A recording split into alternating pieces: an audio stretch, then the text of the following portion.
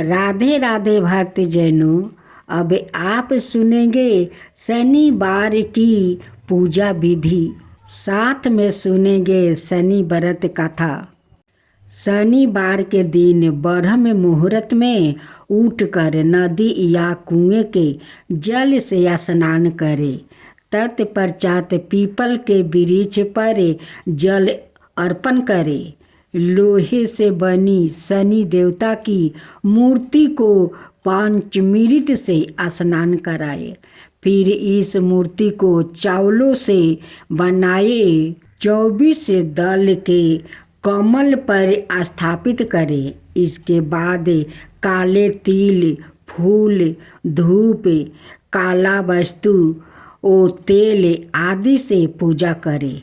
पूजा के दौरान शनि के इन 10 नामों का उच्चारण करें। कौन अस्त कृष्णा पिपला सोरी यम पिंगलो रुद्रोत को भरपूर मंद शनिचराए। पूजन के बाद पीपल के वृक्ष के तन पर सूत के धागे से 7 परिक्रमा करें। इसके पश्चात नियम मंत्र से शनि देव की प्रार्थना करें। शनिचराय नमस्तुभ्य नमस्तुभ्य नमस्ते तथवथे राबे केतवथे नमस्तुभ्य नमस्तुभ्य सबर शांति परदो भाव। इस तरह 7 शनिवार तक व्रत करते हुए शनि के प्रकोप से सुरक्षा के लिए शनि मंत्र की समाधियों में राहु की दृष्टि से सुरक्षा के लिए दूब की समाधि में, केतु से सुरक्षा के लिए केतु मंत्र में, कुशा की समाधि में कृष्णा जौ काले तिल से 108 बार आहुति प्रत्येक के लिए देनी चाहिए। फिर अपनी क्षमता अनुसार ब्राह्मणों को भोजन कराए और लोहे वस्तु धन आदि का दान करे। दिन भर में शनि भगवान का ध्यान करे। इस तरह शनि देव का व्रत रखने से दुर्भाग्य को भी सौभाग्य में बदल जा सकता है। हर विपत्ति दूर हो जाती है। शनिवार के दिन व्रत करने से शनि ग्रह का दोष समाप्त हो जाता है। भविष्य में आने वाले शनि के प्रकोप से भी बचा जा सकता है। शनि की 7.5 और 2.5 से छुटकारा मिलता है और बिगड़ा काम पूरा होता है।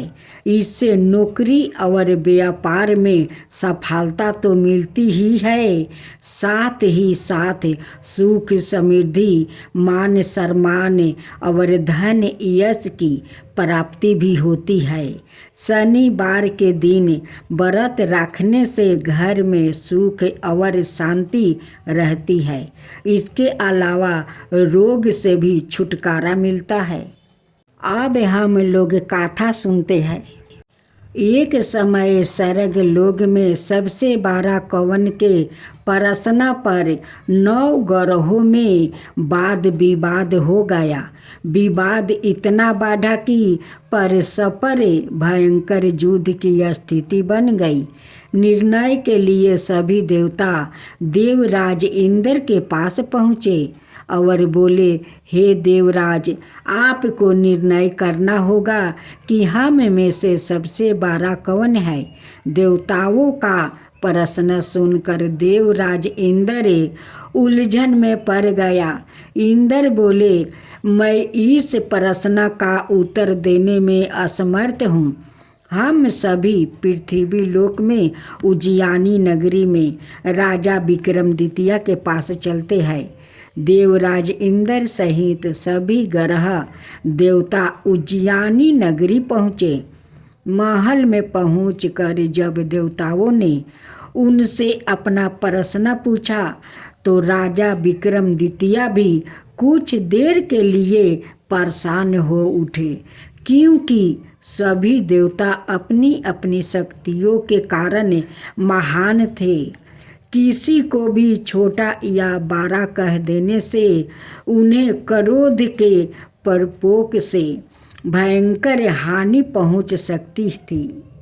अचानक राजा विक्रमादित्य को एक उपाय सूझा और उन्होंने विभिन्न धातुओं स्वर्ण, रजत, चांदी, कांसा, तांबा, सीसा, रंगा, जस्ता, अभ्रक, लोहे के 9 आसन बनवाया। धातुओं के गुणों के अनुसार सभी आसनों को एक दूसरे के पीछे रखवा कर उन्होंने देवताओं को अपने अपने सिंहासन पर बैठने को कहा।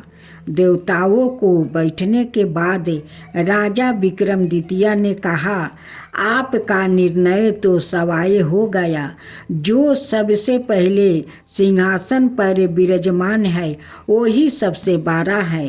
राजा विक्रमादित्य के निर्णय को सुनकर शनि देवता ने सबसे पीछे आसन पर बैठने के कारण अपने को छोटा जानकर क्रोधित होकर कहा, राजा विक्रमादित्य, तूने मुझे सबसे पीछे बैठाकर मेरा अपमान किया है।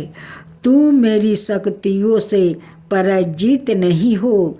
मैं तुम्हारा सर्वनाश कर दूंगा। शनि ने कहा, सूर्य एक राशि पर है, 1 महीने, चंद्रमा 2.25 दिन, मंगल 1.5 महीने, बुध और शुक्र 1 महीने है, बृहस्पति 13 महीने रहते हैं। लेकिन मैं किसी राशि पर 7.5 बरस 7.5 तक रहता हूँ। बड़े बड़े देवताओं को मैंने अपने प्रकोप से पीड़ित किया है। राम को 7.5 के कारण ही वन में जाकर रहना पड़ा और रावण को 7.5 के कारण ही युद्ध में मृत्यु का शिकार बनना पड़ा। राजा, अब तू भी मेरे प्रकोप से नहीं बच सकेगा। इसके बाद अनाए ग्रहों के देवता तो प्रसन्नता के साथ चले गए, परंतु शनिदेव बड़े क्रोध से साथ वहाँ से विदा हुआ। राजा विक्रमादित्य पहले की तरह ही अन्याय करते रहे। उनके राज्य में सभी स्त्री पुरुष बहुत आनंद से जीवन यापन कर रहे थे। कुछ दिन ऐसे ही बीत गया। उधर शनि देवता अपने अपमान को भूले नहीं थे। विक्रमादित्य से बदला लेने के लिए एक दिन शनि देव ने घोड़ा के व्यापारी का रूप धारण किया और बहुत से घोड़ा के साथ उज्जैनी नगरी पहुंचा। राजा विक्रमादित्य ने राज्य में किसी घोड़े के व्यापारी के आने का समाचार सुना। अपने अश्वपाल को कुछ घोड़े खरीदने के लिए भेजा। घोड़े बहुत कीमती थे। अश्वपाल ने जब वापस लौटकर इस संबंध में बताया तो राजा विक्रमादित्य ने सवाए आकर एक सुंदर और शक्तिशाली घोड़े को पसंद किया। घोड़े की चाल देखने के लिए राजा उस घोड़े पर सवार हुआ तो वो घोड़ा बिजली की गति से दौड़ पड़ा। तेजी से दौड़ता घोड़ा राजा को दूर एक जंगल में ले गया और फिर राजा को वहाँ गिराकर जंगल में कहीं गायब हो गया। राजा अपने नगर को लौटने के लिए जंगल में भटकने लगा, लेकिन उन्हें लौटने का कोई रास्ता नहीं मिला। राजा को भूख प्यास लग आई। बहुत घूमने पर उसे एक चरवाह मिला। राजा ने उसे पानी मांगा। पानी पीकर राजा ने उस चरवाह को अपनी औंठी दे दिया। फिर उसे रास्ता पूछकर वह जंगल से निकलकर पास के नगर में पहुंचा। राजा ने एक सेठ की दुकान पर बैठकर कुछ देर आराम किया। उस सेठ ने राजा से बातचीत की तो राजा ने उसे बताया कि मैं उज्जैनी नगरी से आया हूँ।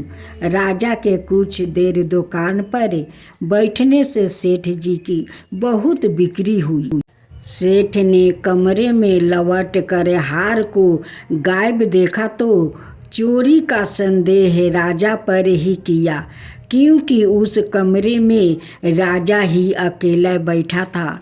सेठ ने अपने नौकरों से कहा कि इस परदेसी को रस्सियों से बांधकर नगर के राजा के पास ले चलो। राजा ने विक्रमादित्य से हार के बारे में पूछा तो उन्होंने बताया कि उसके देखते ही देखते खूंटी ने हार को निगल लिया था।